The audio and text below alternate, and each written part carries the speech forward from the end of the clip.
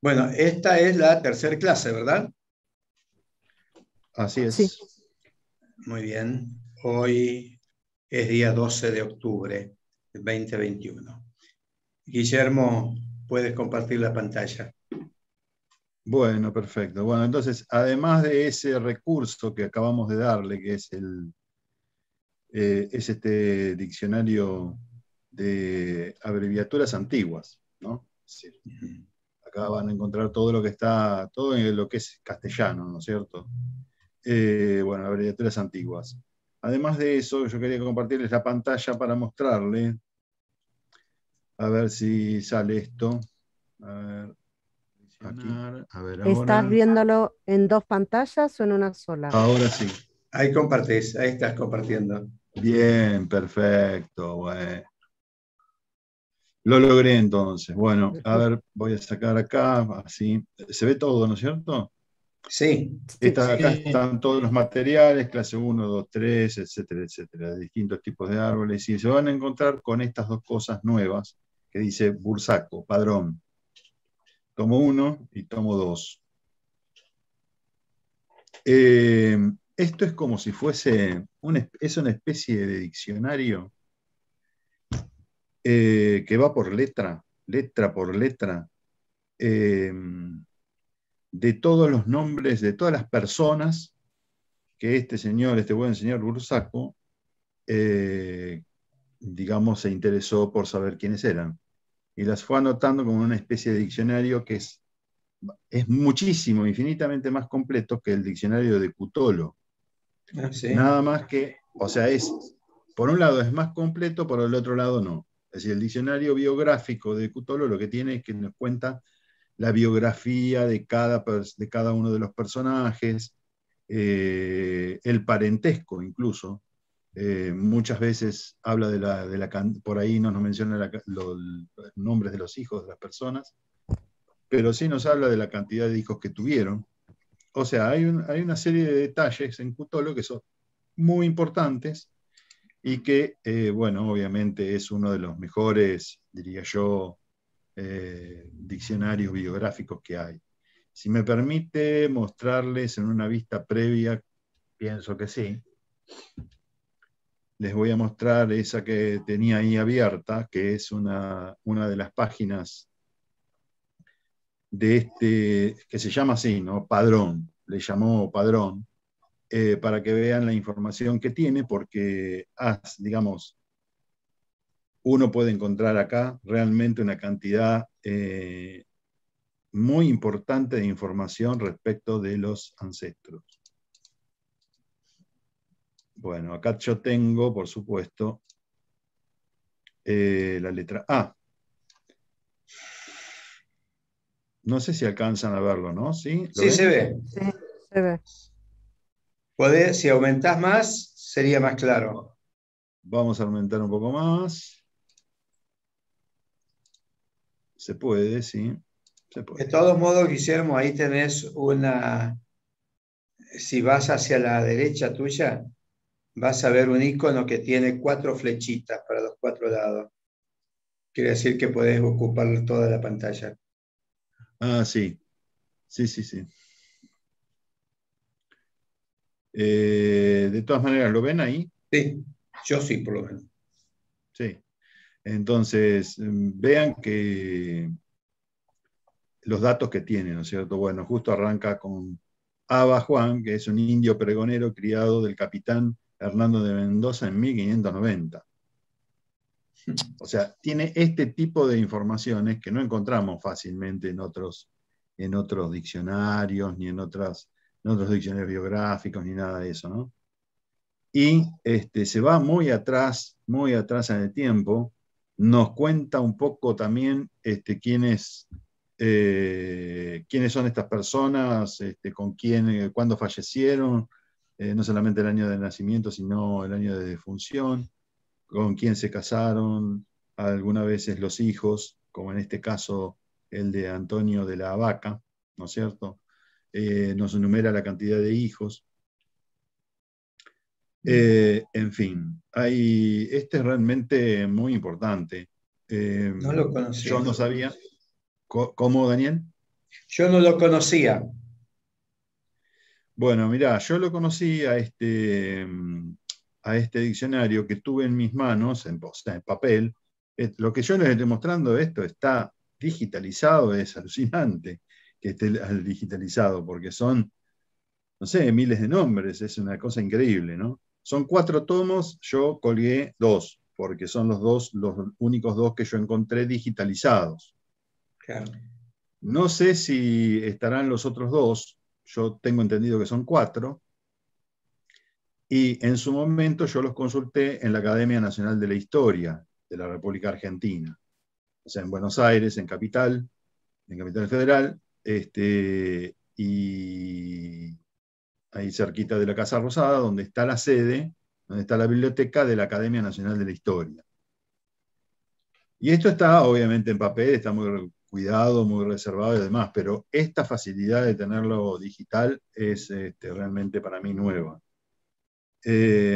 Y lo conocía porque en su momento lo consulté para hacer la investigación que yo hice respecto de los matrimonios.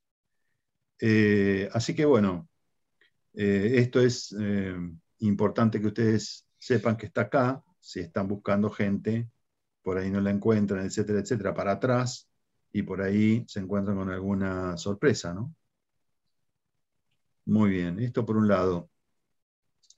Guillermo, lo que Y, habría que hacer, de todos modos, con sí, estos padrones, es después constatar si los datos son totalmente correctos. claro, exactamente. Es decir, buscar Exactamente, la porque, documentación correspondiente. exacto, uno, digamos, lo que puede hacer, digamos, con todos estos datos, después es ir cruzando, ¿no es cierto? Cruzando los Claro. datos, cruzando las fuentes. Uno tiene fuentes y después las tiene que cruzar para corroborar que sean efectivamente lo que uno está buscando, ¿no? Que coincidan, digamos, las cosas que, los nombres, los apellidos, las edades, los años, uno puede sacar cálculos, etcétera, como para ir viendo que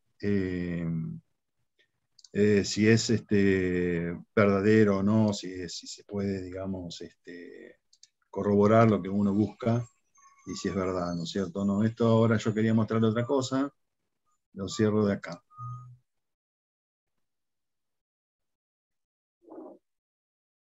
Esto que está aquí, que dice Jesús Muñoz Riveros, este también es nuevo, es un documento nuevo que colgué ahí.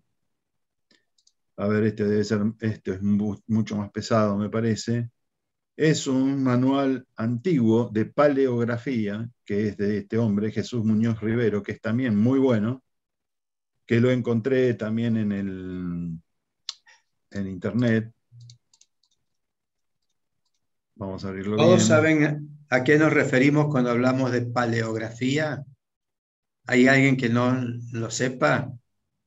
Le damos la Acá lo definición. vamos.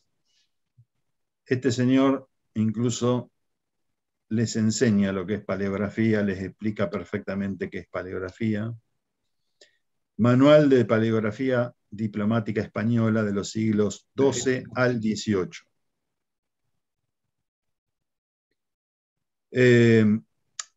Justamente ¿de qué se trata esto? Bueno, de aprender, uno aprende con este manual las herramientas básicas para entender las escrituras antiguas castellanas, digamos, de que vienen del castellano antiguo. Que nosotros, digamos, por supuesto, tenemos cientos de información, cientos de fuentes, las que estamos consultando ciertamente en parte por Family Search, están escritas muchas veces en escritura antigua. Entonces, conviene, digamos, tener a mano alguna de estas herramientas.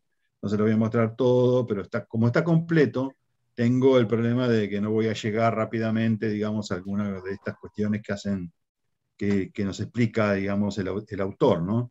Pero, bueno, el autor nos explica absolutamente todo de cómo entender las diferentes escrituras que se dieron hasta el siglo XVIII.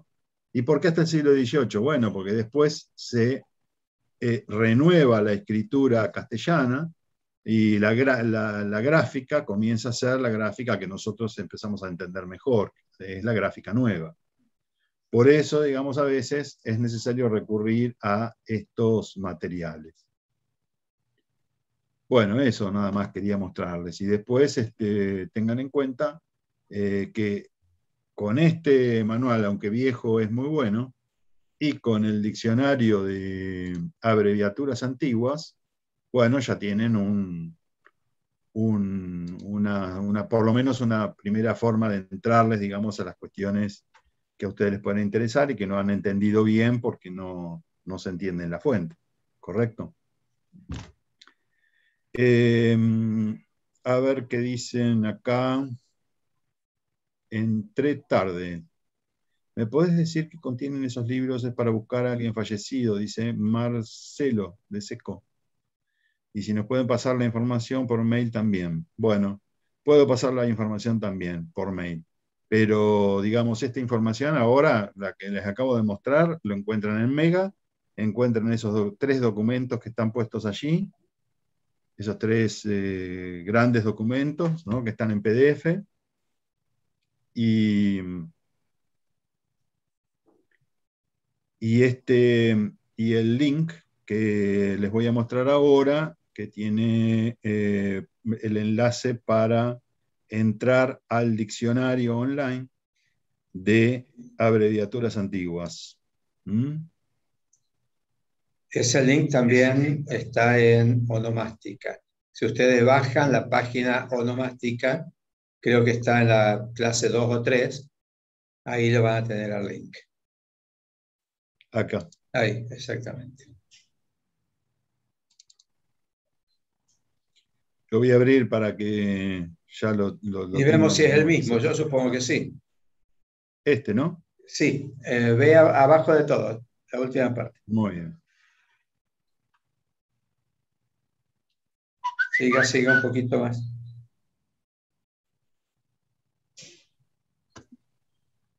Ahí está. Acá están.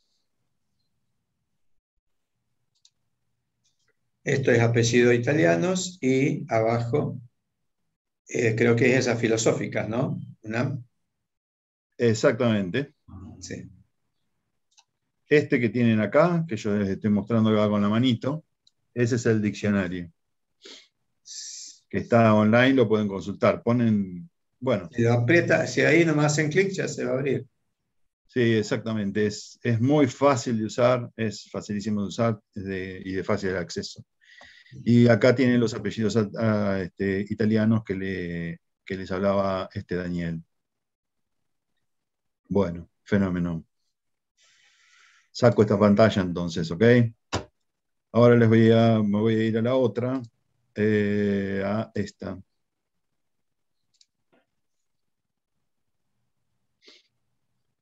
Bueno, nosotros veníamos hablando un poco sobre el árbol genealógico. A ver, vamos a abrirlo, vamos a ampliarlo a esto. Apa.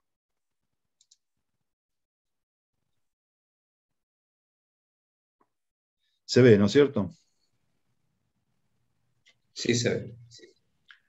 Bueno, ahí arriba de todo tienen también el dato del diccionario de abreviaturas antiguas. Bueno, de lo que veníamos hablando era de un poco de los tipos de árbol genealógico, de cómo guardarlos, cómo graficarlos, etcétera, etcétera.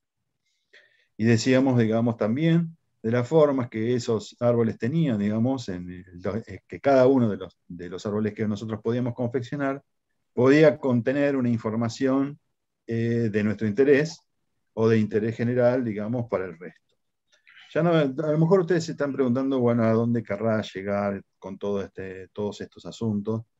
Pero van a ver que algunas de estas cuestiones es posible que, si van para atrás en su árbol genealógico, puedan llegar a tener algo o puedan encontrarse con algo de algunas de estas cosas que les voy a ir planteando.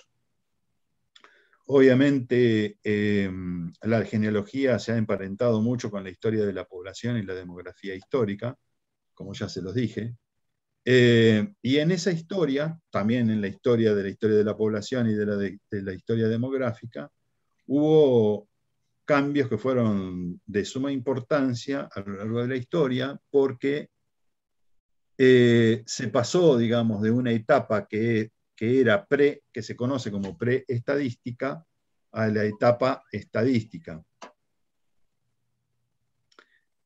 ¿Cuándo comienza? Diría yo que y me atrevo a decir que para Iberoamérica, la etapa estadística, diría yo que comienza hacia mediados y en la última mitad del siglo XIX, para adelante. Es un tanto por ahí difícil si tenemos en cuenta los países, porque cada uno de los países adoptó medidas diferentes, pero para ponerles un ejemplo, en nuestro caso, en la República Argentina, tal vez la etapa estadística podríamos ubicarla a partir del primer censo nacional, que se hizo en 1869 bajo la presidencia de Sarmiento. Antes de ese censo nacional, ¿no es cierto?, hubo mediciones parciales, hubo estadísticas parciales de la población, como nosotros lo podemos corroborar. Hay en el Family Search colgado una cosa que es realmente alucinante, porque antes lo veíamos todo, lo teníamos que ver todo en papel. Están colgados los padrones de campaña, los censos de población, censos económicos, censos ganaderos. Hay distintos tipos de censos que se han ido elaborando, digamos, en esa segunda mitad del siglo XIX, en la República Argentina, también en otros países. Y eso daba cuenta, esa información da cuenta, digamos, de la etapa de la entrada, digamos, a esa etapa estadística. La preestadística es la que nosotros corroboramos, también existió, con estos padrones mucho menos elaborados, que contenían alguna información importante, que incluso para los genealogistas puede ser de interés, pero era información incompleta. Luego teníamos que completar nosotros, a través de la investigación, precisamente la historia de la demografía se ocupa de eso, o la demografía histórica, para poder llenar los baches que se encontraban. ¿Cómo se llenaban los baches? Bueno, a través de justamente los archivos parroquiales, por ejemplo, que eran la fuente para mostrarnos qué era lo que había pasado entre un padrón, por ejemplo, y otro padrón, ¿no es cierto?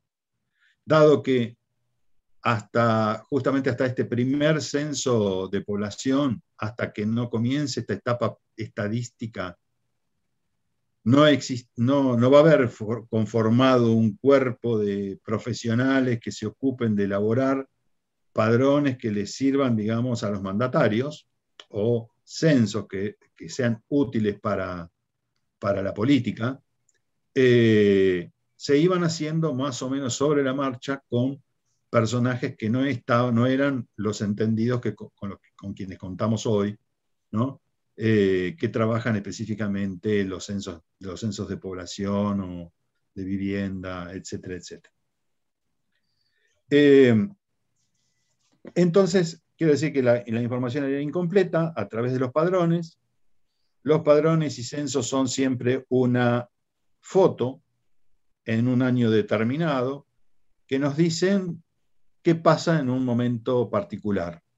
Eso no quiere decir que sea la total realidad o la completa realidad, en tanto, vuelvo a insistir con la idea, era simplemente una foto. Es simplemente una foto.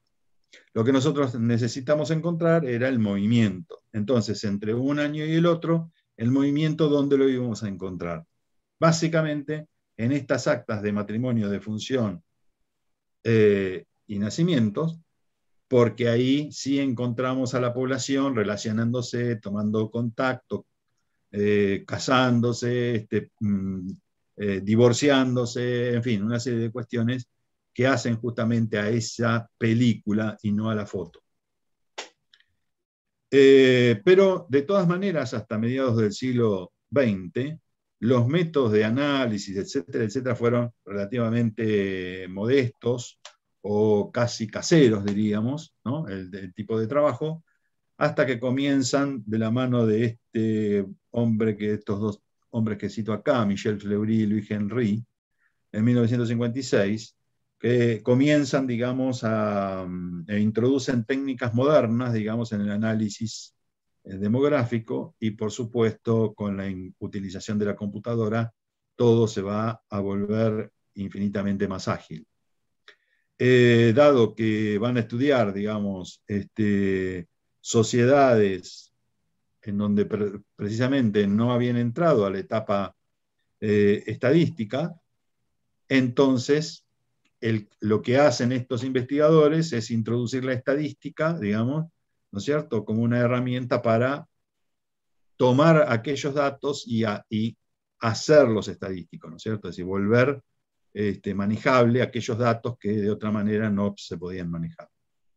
Por supuesto, para el presente las cosas empiezan a cambiar, porque ahora hay mediciones de todo, ¿no es cierto? Y no solamente contamos con censos, sino que además de los censos de población en general, hay censos en particular. Esto porque teóricamente los estados nacionales, digo teóricamente porque no siempre es así, pero el objetivo, digamos, de la estadística, de este tipo de estadística, es poder planificar, digamos, a futuro, ¿no es cierto?, una evolución, digamos, de las condiciones de la población, la producción, en fin, una serie de cuestiones. Muy bien. Lo que se observaba, ¿qué se observaba, digamos, en estas investigaciones? Bueno, esto que está acá, ¿no es cierto? Es decir, la edad al contrario del matrimonio, es decir, cuándo se casaba la gente, a qué edad, cuál era si había segundas nupcias, cuántas, la edad al nacimiento de los hijos, cuándo parían las mujeres, este era un área de interés, los intervalos entre los nacimientos, nacía un hijo por mes, por año, quiero decir, un hijo por año, un hijo cada 2 años, un hijo cada 3, cada 4, y así sucesivamente, ¿no? Estas escalas, estos segmentos eran de importancia para conocer la fertilidad, las tasas de fertilidad, las tasas de nacimiento, etc. Aquí entonces obviamente se medían y se sacaban los índices de fertilidad, de masculinidad, nupcialidad, mortalidad general infantil, la natalidad, etcétera, etcétera. De esto, digamos, se pasaba de la observación micro a la macro. ¿Por qué? Porque primero se estudiaba la familia, que es lo que hace un genealogista básicamente, y puede insertar todos estos datos porque precisamente cuándo nacen los hijos, la edad en que las mujeres han tenido familia, han tenido los hijos, ¿me explico? Todo eso le importa después, por supuesto a nosotros nos importará o no, pero todo esto importa, digamos, al investigador. Y de ese modelo individual, de explorar y de estudiar, digamos, a la familia individual, se pasaba, digamos, a el modelo, digamos, de sociedad, se pasaba, digamos, a investigar a la sociedad para ver si el modelo individual respondía al modelo social y viceversa. ¿Esto para qué? Bueno, para ver cuándo se había producido algo que nosotros conocemos en la actualidad como transición demográfica. Esto que está puesto aquí, esta transición demográfica, ha sido y es fundamental, digamos, para entender los saltos cualitativos que se han dado en la humanidad. En el plano demográfico, pero esto es en el plano familiar, es decir, esto toca fuertemente tanto a las familias individualmente como a las sociedades colectivamente. ¿Por qué razón? Porque esta transición demográfica significó, por supuesto, esto se estudió, ¿no? El paso de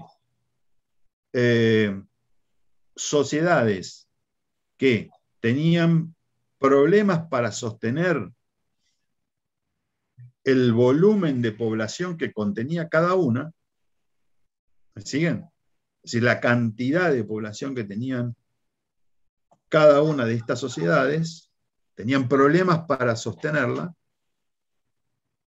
y esto era por pestes, una mortalidad infantil muy alta, ¿no es cierto? Falta de alimentación, falta de comida, y por ende desnutrición de la población en general y desnutrición infantil.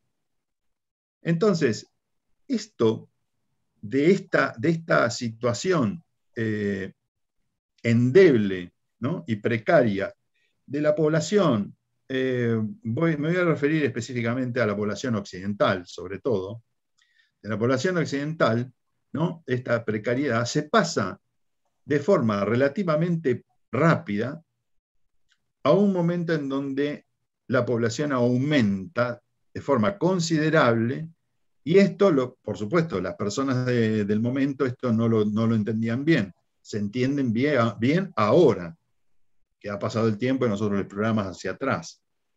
Entonces, ¿y cuándo se dio esto? Y más o menos, en términos relativos, lo podríamos ubicar, digamos, hacia fines del siglo XVIII, principios del siglo XIX. En gran medida se da, por lo pronto en Europa, este fenómeno, digamos, de la transición demográfica. Porque ahí hay ¿y qué fue lo que ocurrió? Se combinaron dos elementos de importancia. La disminución de la tasa de mortalidad, ¿no es cierto?, y un sostenimiento de la tasa de natalidad. Esto da como consecuencia que se muere menos gente, pero siguen haciendo la misma cantidad.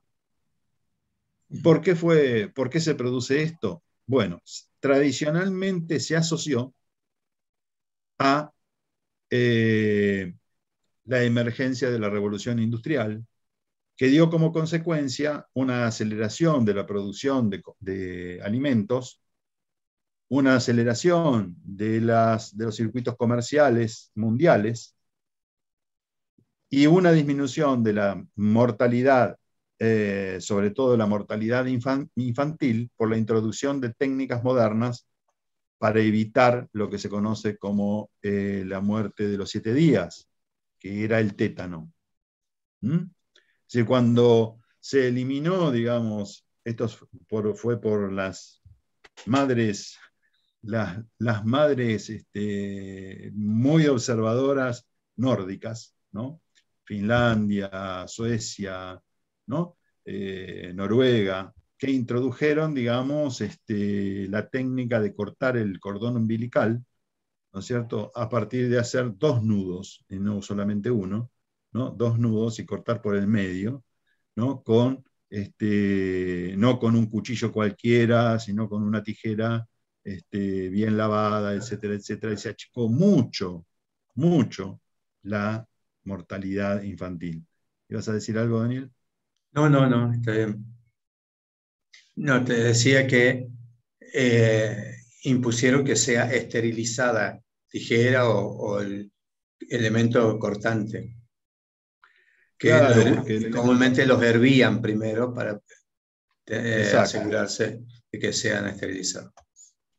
exactamente. Pero hasta que eso no hicieron eso, digamos, se cortaba el cordón umbilical con cualquier cuchillo, ¿no?, un cuchillo doméstico. Y eso provocaba justamente el tétano en los niños, que se descubría a los 7 días porque el tétano, digamos, incuba durante 7 días. Al 6.º día mejor dicho, 6 días, ¿no? Al 6.º día se declara y al 7.º te mata. Entonces, bueno, ese es el fenómeno de la transición demográfica que nosotros vamos a ver cómo, ¿no es cierto? Es decir, cuando vemos gráficas de la evolución de la población, gráficos, ¿no?, de líneas, vemos que aumenta notablemente, entonces el volumen es gigante, etcétera, etcétera. Bueno, todo eso, digamos, fue posible a raíz de este tipo de cálculos que se fueron haciendo, como el índice de masculinidad. Acá yo les pongo, digamos, cómo se calcula o qué significa, ¿no es cierto? Y lo que más importa, digamos, yo diría que en la actualidad, para todos nosotros, es el índice de natalidad, que es el número de nacimientos anual por el número de la población. Cada 1000 habitantes en Argentina actual nacen 13,9 niños. Este es el número de nacimientos por 1000 dividido por el total de la población. Así se calcula. Nosotros tenemos este número en la actualidad, que habría que revisar porque estos son ya números medio viejitos, o sea que ya han pasado unos años de son cálculos nada más. ¿Y por qué importa esto? Porque así como se produjo el fenómeno de la transición demográfica que significó un impulso enorme en el volumen de la población, nos podríamos preguntar si puede pasar lo contrario. Esta pregunta que acabo de hacer no es nueva. Ya en los años 1990, quienes estudiábamos algunas cosas emparentadas con la demografía, nos la preguntábamos. Yo aprendí unas cuantas cosas de un viejo profesor sobre estas cosas, que nos alertaba de cómo, digamos, la población mundial podía empezar a disminuir en lugar de aumentar. ¿Y cómo se puede prever esto? Bueno, por la tasa de recambio poblacional. La tasa esta se llama tasa de recambio poblacional, tasa de reproducción mínima, o también podríamos hablar de la tasa de fertilidad, el índice de fertilidad de las mujeres, ¿no es cierto?, que son las que paren hijos. Entonces, bueno, este es un promedio de la cantidad de hijos que debiera tener cada una de las mujeres en edad fértil para que la población de un país, ¿no?, se reproduzca sin generar sobresaltos, sin generar aumentos o descensos, digamos, en el número de la población, para que se mantenga estable. Para decirlo en otros términos, si nosotros tenemos una población de 1 millón de habitantes, debiera mantenerse en constantes las variables para que dentro de 50 años hubieran, digamos, 1 millón de habitantes. ¿Me explico? Ni más ni menos, siempre el mismo número. Para que ese número se mantenga, entonces la tasa de fertilidad de las mujeres es de 2,1 hijos por mujer. 2,1 hijos por mujer. ¿Me siguen, verdad? Entre 2 y 3. Argentina hoy está en 1,8. O sea que está por debajo de la tasa de reproducción mínima. Este número yo lo he sacado de 2 o 3 provincias de las cuales que están tomando nota, digamos, en los últimos tiempos justamente de pandemia. Se calcula que para el 2020, o sea, el año pasado, las mujeres en la República Argentina tuvieron 1,8 hijos por mujer. Quiere decir que estamos por debajo de la tasa de reproducción mínima de la población. ¿Me explico? ¿Cómo sabemos esto? Porque justamente se hacen muestreos en diferentes lugares. Sobre todo tenemos datos de la provincia de Buenos Aires y de la capital federal, de estos dos lugares, de estos dos estados, ¿no? Bueno, por supuesto, manteniendo índices de mortalidad normales, por decirlo así, los que venían de antes, ¿no es cierto? Es decir, sin modificación. Si aumentara, digamos, la mortalidad, bueno, ya esto se vería, digamos, afectado. Pero, digamos, estamos en un promedio sumamente bajo, que ahora les voy a mostrar cuál ha sido, digamos, el promedio histórico, incluso. Ahora bien, con los índices de nacimientos y de funciones constantes puse aquí, se puede graficar con la siguiente simulación, la simulación que sigue, para ver qué pasa, ¿no? La ven, ¿cierto? Bueno, ¿qué representaría esto? Bueno, veríamos aquí, lo hago en chiquito, obviamente, estos serían como parejas, ¿no es cierto? Matrimonios, uniones, consensuales, lo que fuera. 1, 2, 3 y 4. Mujeres y varones. Aquí tenemos a un varón que se quedó soltero, que está solo.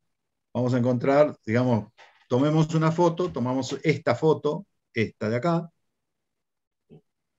que bien podría ser representada por la primera generación cuando nosotros decimos, ¿y cuáles son los descendientes? Queremos hacer un estudio genealógico. Perfecto, esto lo hacemos para adelante. Acá tenemos estos matrimonios, ¿no es cierto? Y sus hijos. Si nosotros decimos que va a tener 2,1 hijos por mujer, más o menos nos daría esto.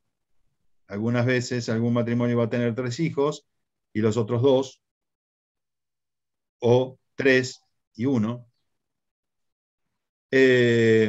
y así sucesivamente hacia adelante. Se ve, ¿verdad? Esto, en el término de 1, 2, 3, 4 generaciones, seguimos teniendo la misma cantidad de personas. Porque siempre alguno no se casa, no tiene pareja, se queda soltero, se hace cura, se hace monja, no sé. Simplemente no, O no, no tiene. no consiguió casarse. ¿Cómo? O simplemente decidió quedarse soltero, o no, no consiguió casarse. Claro, claro, claro, exactamente. No encontró en el mercado, La pareja. digamos, en el mercado claro, la pareja indicada y listo. Entonces, esto son cosas que vamos a encontrar en nuestra sociedad por otra parte, pero digamos, esto es lo que responde, digamos, lo que les estoy mostrando responde a una sociedad que se comporta para mantener a su población más o menos fija. Si nosotros lo repetimos así, lo dejamos estable siempre, es eterno, porque siempre vamos a tener las mismas 9 personas del principio. Ahora bien, ¿qué pasa si yo altero a esto? ¿Qué pasa si yo lo altero? Si digo, bueno, porque ¿para qué se estudia todo esto? ¿Para qué se hace? Porque el Estado también tiene sus planificadores, o debiera tener sus planificadores. De hecho, algunos estados lo han tenido, y ahora vemos qué resulta de todo esto. Y dice, bueno, en lugar de dos hijos por mujer, queremos lograr que las personas tengan más hijos. Y entonces favorecen, digamos,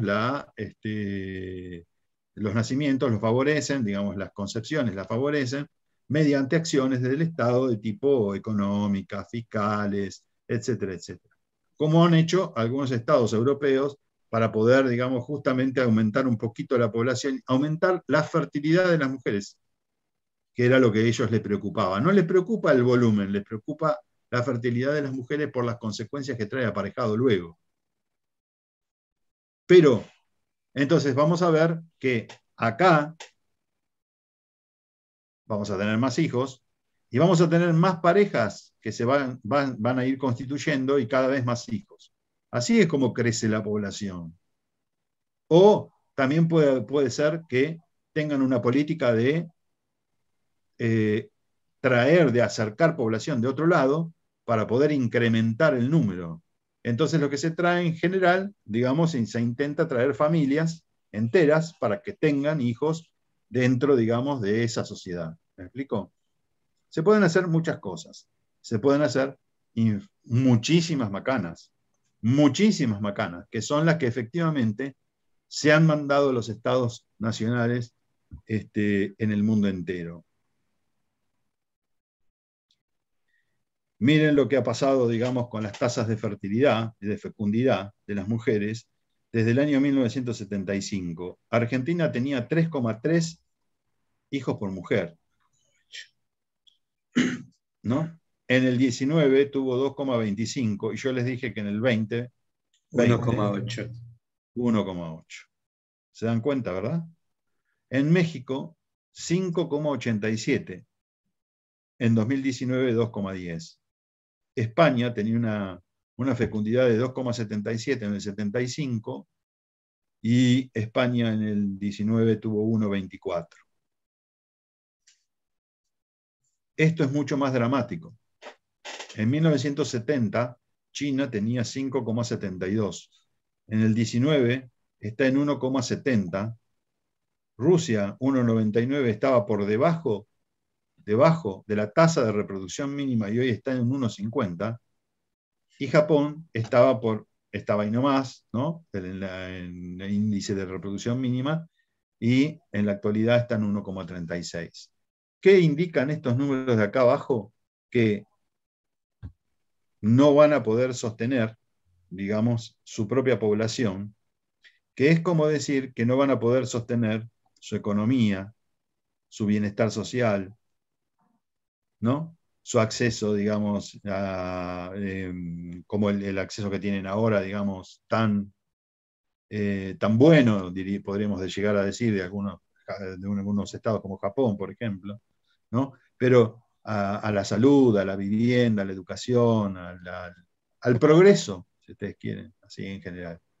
Pero lo más dramático va a ser este fenómeno que está ocurriendo en China, porque ellos, precisamente ahí es donde está, yo les decía que los estados podían mandarse unas macanas, ellos se mandaron la macana de frenar, digamos, ese impulso que tenían, y no fueron conscientes de que su desarrollo económico tenía que ver con esta cantidad de población que tenían, no con la disminución. Y ahora están tratando de revertir, digamos, aquello que produjeron, que fue, digamos, que cada mujer tuviera solamente la política del único hijo. ¿Me explico? La política del único hijo llevó a esto. Y esto implica, digamos, un descenso abrupto de la población. Hoy lo están tratando de revertir porque si no, se dan cuenta que no pueden sostener, digamos, la producción, el trabajo, las cosas funcionando como le funcionaron hasta hoy.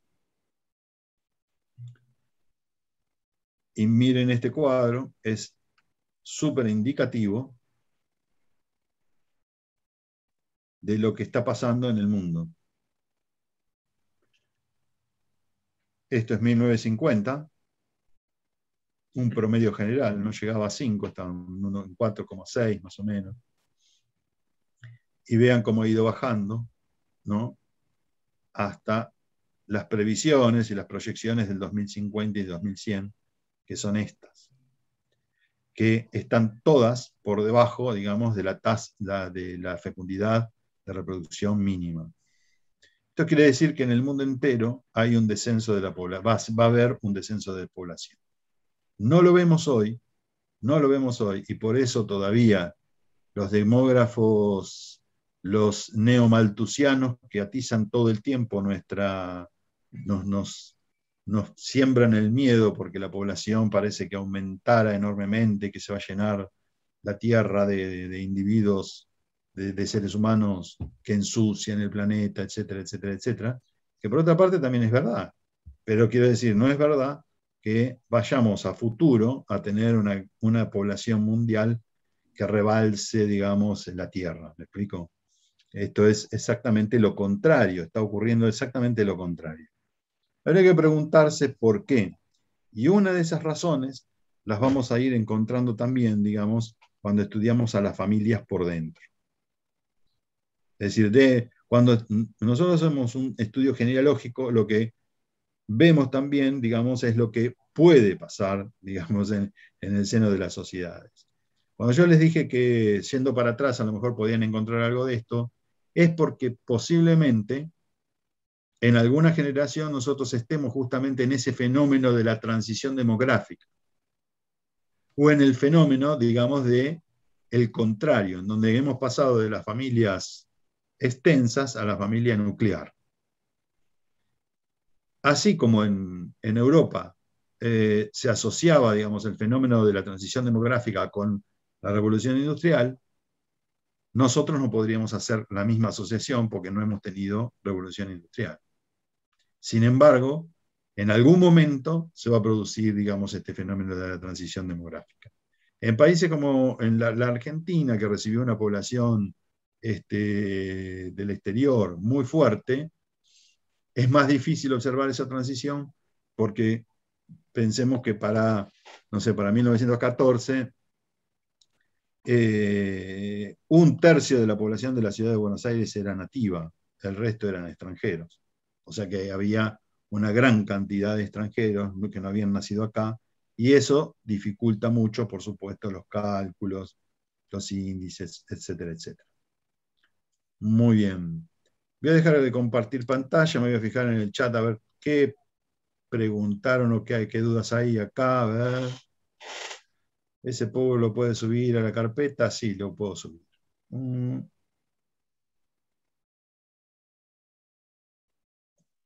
Justamente cuando regía, esto fue implantado a fines de la década del 60 en China. Pero todavía las mujeres tenían muchos hijos. Esto llevó tiempo.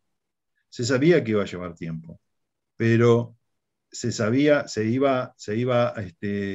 que el descenso de la población en China iba a ser abrupto.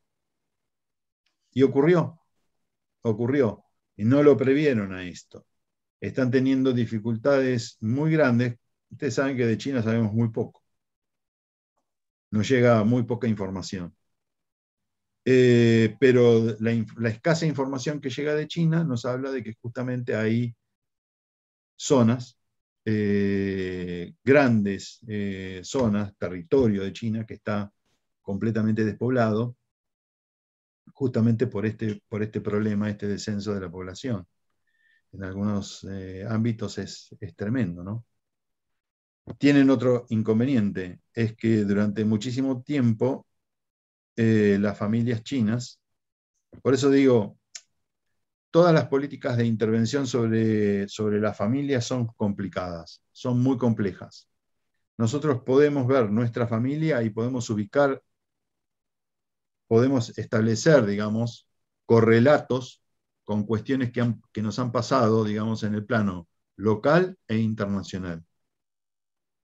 Y esos correlatos nos muestran, digamos, por ahí los aciertos, pero también las tragedias operadas dentro del seno de las familias. En el caso de China fue muy brutal porque mataban a las mujeres, a las niñas, a las bebés. ¿Y por qué era esto? Porque se unió una política que teóricamente era nueva de un Estado nacional fuerte, como era la política del hijo único, con una tradición ancestral de la cultura china que sometía a las mujeres. Las mujeres no tenían en el plano político y público un desarrollo cultural, económico, político, atractivo, sino todo lo contrario, o sea que estaban oprimidas. Entonces, cada una de las familias decía, yo prefiero tener un hijo, porque ese hijo va a tener un futuro por delante, en cambio las mujeres no. Y muchas de esas familias mataban a las niñas. Entonces, la consecuencia hoy es que hay un índice de masculinidad. Recuerdan que yo les puse ahí un índice de masculinidad. El índice de masculinidad en China es bajísimo. Más o menos, ustedes, acá tenemos que establecer esto, ¿no? En este caso, la biología es implacable. Para los seres humanos, la biología es implacable. Nacen más o menos la misma cantidad de mujeres que de varones. Después la cultura hará el resto, dirá, no, pero hay otros sexos, etcétera, etcétera. Pero todo lo demás es cultural. La biología es implacable, esto es un dato de la realidad de siempre, desde que la humanidad es tal. Entonces nacen tantos varones y tantas mujeres. En algún momento puede decir, no, pero yo acá estoy encontrando más mujeres que varones. Y ¿qué pasó? No, lo que pasa es que, bueno, ahí descubrimos que hubo una guerra, que se llevaron a los varones, etcétera, etcétera. Bueno, ahí encontramos. Que a lo mejor los varones se mueren mucho antes que las mujeres. Bueno, estamos encontrando en una cohorte de edad. Estamos viendo que esto ocurre, no ocurre siempre, sino que ocurre, digamos, a partir de los 70, 80 años, que se mueren más varones que mujeres. La mujer vive más. Ah, ok. Por eso el índice de masculinidad nos llega a dar más o menos 99/100. O sea, la diferencia es 1. ¿Me explico? ¿Qué pasa si en una sociedad nosotros decimos, bueno, el índice de masculinidad es 66 varones cada 100 mujeres? O al revés. Es un descontrol, porque quiera sea o no, eso nos afecta, digamos, a las sociedades, tanto a varones como mujeres, en el mercado, digamos, matrimonial, por decirlo así. Me explico, en el mercado de parejas. A como dé lugar las parejas, no importa. Pero es, digamos, digamos, un control que emergió desde arriba hacia abajo y que introduce un elemento conflictivo que genera, digamos, más problemas que ventajas. Cortamos unos 5 minutos. Nos tomamos 5 minutos y volvemos, ¿sí? Hacemos una tanda.